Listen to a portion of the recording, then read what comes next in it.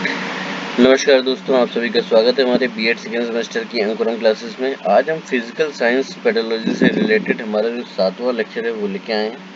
6 lecture आप जाके playlist में देख सकते हैं और इसके जो हमारे नोट्स हैं वो भी हमने एक अपनी वेबसाइट लॉन्च की है www.ankuramclasses.co.in। वहाँ पे जाके आप देखिए, लॉगिन कीजिए, उसमें आपको क्विज भी मिलेगी, आपको लेक्चर्स भी डाउनलोड करने को मिल जाएंगे। तो यदि वो लॉगिन ना हो पाए तो हमने उसके लिए भी वेबसाइट का भी एक वीडियो डाल रखा है, उसको भी देखिए जाके। तो आप लॉगिन भी कर लेंगे और हमारे साथ जुड़ भी जाएंगे। आपको यदि ये वीडियो अच्छा लगे तो चैनल को सब्सक्राइब कीजिए, बेल आइकन को क्लिक कीजिए ताकि नोटिफिकेशन आते रहें आपके पास। वीडियो को लाइक कीजिए, शेयर कीजिए, कमेंट करिए। कमेंट अच्छे होंगे और भी लोग जुड़ेंगे, आपका भी सहयोग मिलेगा। तो शुरू करते हैं हम आज अपना भौतिक विज्ञान शिक्षण से रिलेटेड हमारा आज का वीडियो। ये यूनिट नंबर 5 हमने की है, शिक्षण हेतु नियोजन, प्लानिंग फॉर टीचिंग, भौतिक विज्ञान शिक्षण में नवाचार यानी innovations in physical science education. Innovation सभी जानते हैं, नए नए प्रयोग। पहला क्वेश्चन हमारा है, इकाई योजना को किसने परिभाषित किया है? व्यक्ति आ गया, इंपॉर्टेंट है, हेनरी मॉरिसन। डबल क्लिक करिए। नेक्स्ट हमारा आता है, एलिजाबेथ बेरी ने किसके इकाई को योजना का आधार माना है? तो हर्बर्ट के चिंतन को, हर्बार्ड। नेक्स्ट है हमारा, सन 1947 में स्मिथ ने इकाई का वर्गीकरण किसके अनुसार किया? वन लाइनर है, तो उनकी प्रकृति के आधार पर किया था। कौन कौन सी प्रकृति थी? प्रविधि योजना यानी प्रोसेस यूनिट, मानकीय इकाई नॉर्मेटिव यूनिट, आलोचनात्मक इकाई क्रिटिकल यूनिट। नेक्स्ट हमारा क्वेश्चन है, इकाई प्रविधि किस सिद्धांत पर आधारित है? तो गेस्टॉल्ट मनोविज्ञान पर आधारित है।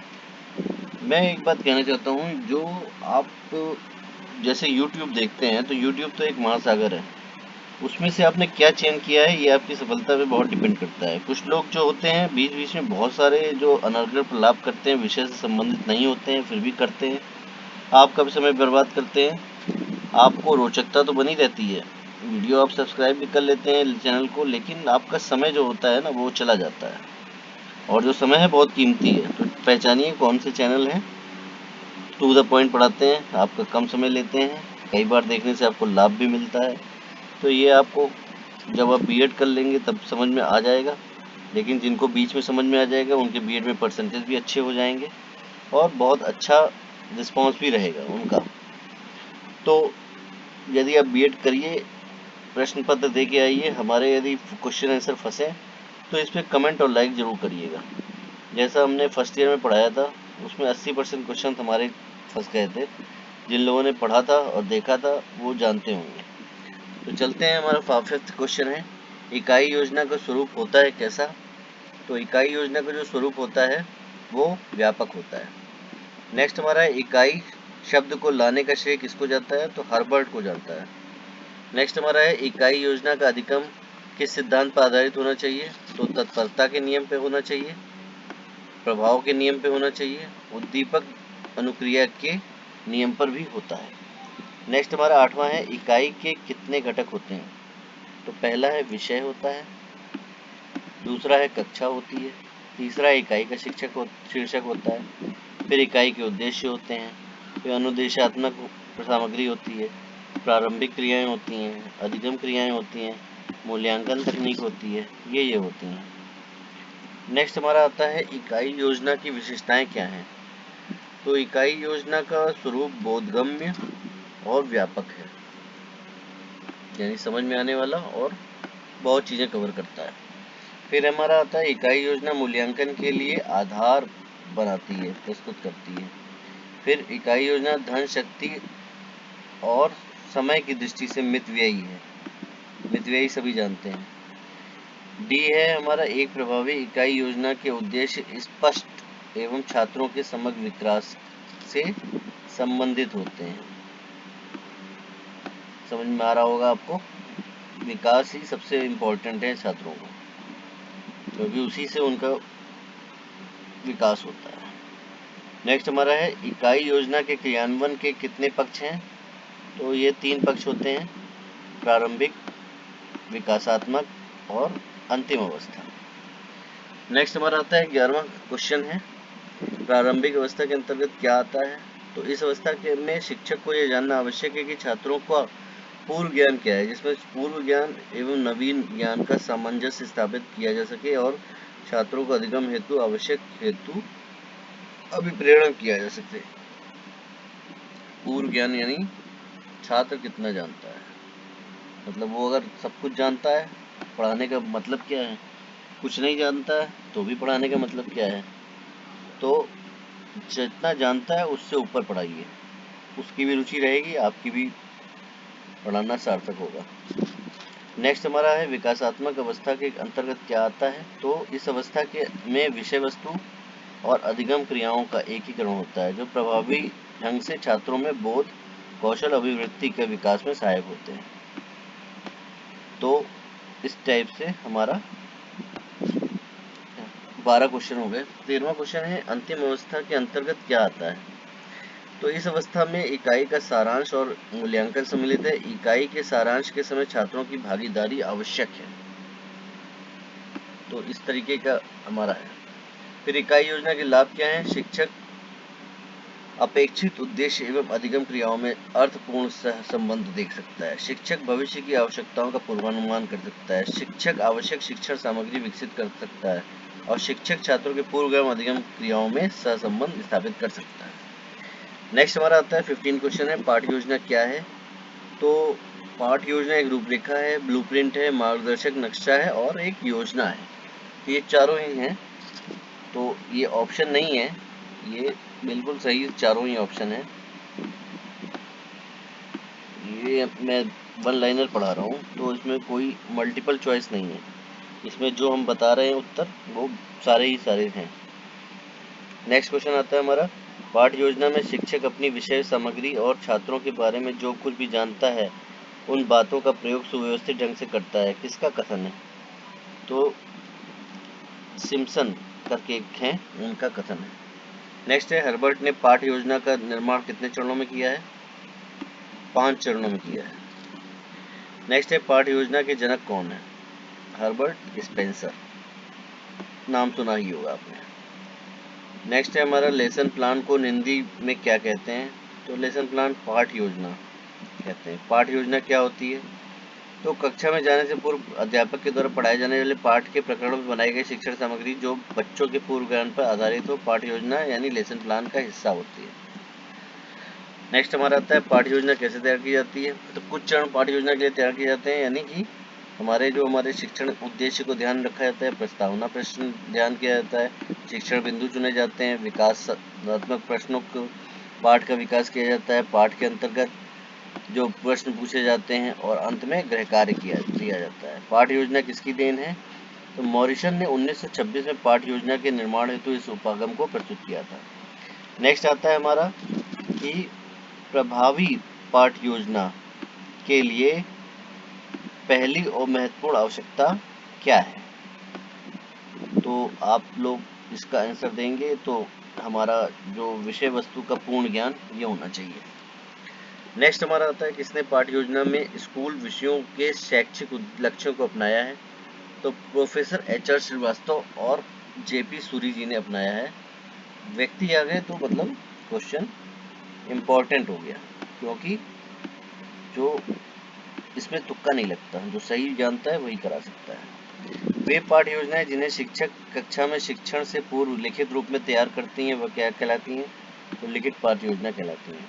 अब है कि वार्षिक योजनाओं का निर्माण करते समय किन कारकों को ध्यान रखा जाता है। तो सीखने की क्षमता का विकास को है और सीखने के ज्ञान को भी ध्यान रखा जाता है। उपलब्ध पाठ्य पुस्तकों को भी ध्यान रखा जाता है। इस तरीके से ये चीज़ें हैं। अब ये हर्बर्ट स्पेंसर के अनुसार पाठ योजना के 5 औपचारिक चरण कौन से हैं। तो मैंने जैसा बताया था 5 चरण बताए थे, लेकिन उस समय मैंने चरण नहीं बताए थे, तो अब चरण बता रहा हूँ। इसमें जो 5 चरण होते हैं हमारी, देखते जाइए। तो ये जो चरण हैं हमारे, उसको आप देखेंगे तो तैयारी है, प्रस्तुति है, संघ है, सामान्यीकरण है और अनुप्रयोग है। तो पढ़ते हैं इसके बारे में। तैयारी क्या है? विषय में किसी छात्र की रुचि को बढ़ाने के लिए नई जानकारी को पिछले विचारों या यादों से जोड़ने का कार्य किया जाता है। तो ये ऐसा पढ़िए कि विचार और याद। अब प्रस्तुति क्या आती है? मूल चीज़ों को वास्तविक जीवन में अनुभव के उपयोग के माध्यम से नई जानकारी प्रदान करने का कार्य किया जाता है।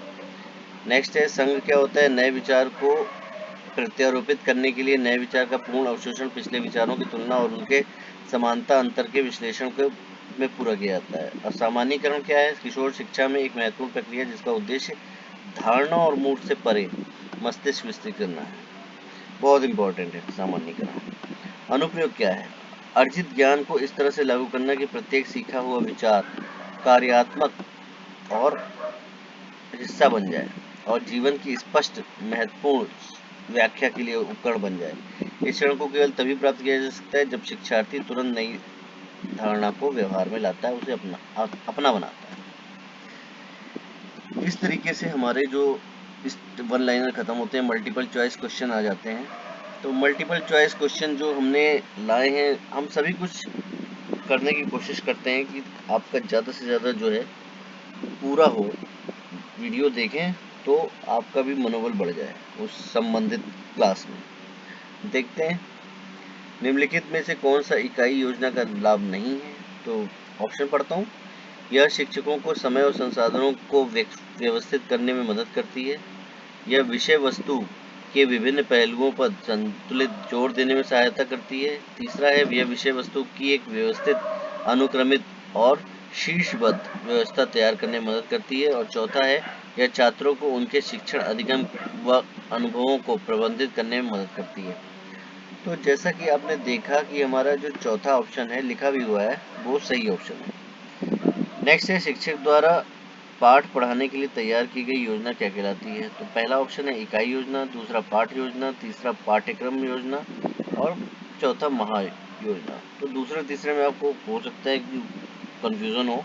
आंसर सही है पाठ योजना। नेक्स्ट है हमारा प्रभावी पाठ योजना के लिए पहली और सबसे महत्वपूर्ण आवश्यकता क्या है। पहला ईमानदारी और समर्पण, दूसरा शिक्षण के विभिन्न तरीकों और विधियों का ज्ञान, तीसरा विषय वस्तु का पूर्ण ज्ञान और चौथा शिक्षण संसाधनों की उपलब्धता। तो आप यदि ऑप्शन पढ़ेंगे और बिना पढ़े जाएंगे तो आपको सभी सही लगेंगे, और पढ़ के जाएंगे तो आप तीसरे पे टिक करके आएंगे। नेक्स्ट हमारा है निम्नलिखित में से कौन सी योजना कक्षा में व्यवहारिक रूप से निष्पादित गतियों विधियों का एक लिखित रूप है। क्या है? पहला है वार्षिक योजना, दूसरा मासिक योजना, तीसरा दैनिक पाठ योजना और चौथा कोई विकल्प सही नहीं है। तो हमारा जो सही ऑप्शन दे रखा है हमने, वो हमारा है तीसरा दैनिक पाठ योजना। नेक्स्ट है हमारा निम्नलिखित में से कौन सा इकाई योजना का लाभ नहीं है। तो पहला है यह शिक्षकों को समय और संसाधनों को व्यवस्थित करने में मदद करती है। दूसरा है यह विषय वस्तु के विभिन्न पहलुओं पर संतुलित जोर देने में मदद करती है। तीसरा है यह विषय वस्तु की एक व्यवस्थित, आक्रामक और श्रेणीबद्ध व्यवस्था तैयार करने में मदद करती है। चौथा यह छात्रों को उनके शिक्षण के अनुभवों को प्रबंधित करने में मदद करती है। तो हमारा जो ऑप्शन नंबर 4 है वो बिल्कुल सही ऑप्शन है। चौथे को आप टिक कर दीजिए आंख बंद करके। नेक्स्ट है हमारा शिक्षक द्वारा पाठ पढ़ाने के लिए तैयार की गई योजना क्या कहलाती है। पहला इकाई योजना, दूसरा पाठ योजना, तीसरा पाठ्यक्रम योजना और चौथा महायोजना। फिर से आ गया आपका पाठ योजना। नेक्स्ट हमारा क्वेश्चन आता है कि किसने एक पाठ योजना पर विचार दिया था। जॉन हर्बर्ट ने, जॉन डीवी ने, वायोगोत्स्की ने, चौथा न्यूटन ने। तो जॉन हर्बर्ट व्यक्तिगत क्वेश्चन है, बिल्कुल सही क्वेश्चन है। फिर हमारा क्वेश्चन आता है एक प्रस्तावना एक छात्र का एक नई अवधारणा को सीखने में कैसे मदद करती है। पहला है यह छात्र को उस विषय पर उत्तर कैसे शुरू करना है सीखने में मदद करती है। दूसरा यह छात्र को कक्षा में सतर्क रहने में मदद करता है और यह जानने के लिए कि क्या सिखाया जा रहा है। यह तीसरा है यह बिल्कुल भी सहायक नहीं और हर शिक्षक को इससे बचना चाहिए। और चौथा है यह छात्र को विषय के कठिनाई स्तर को समझने में मदद करता है। तो आप इसका जो सही ऑप्शन नंबर हमारा इसमें आप देख ही रहे होंगे कि हमने इसमें जो ऑप्शन दे रखा है वो ऑप्शन नंबर 2 दे रखा है। सही ऑप्शन कर लीजिए सही। इस तरीके से हमने अब आज की क्वेश्चन आंसर सीरीज पूरी की। यदि वीडियो अच्छा लगे तो शेयर करें, लाइक करें, कमेंट करें, चैनल को सब्सक्राइब करें, बेल आइकन को क्लिक करें। आपका बहुत बहुत धन्यवाद। आपका दिन मंगलमय हो। नमस्कार।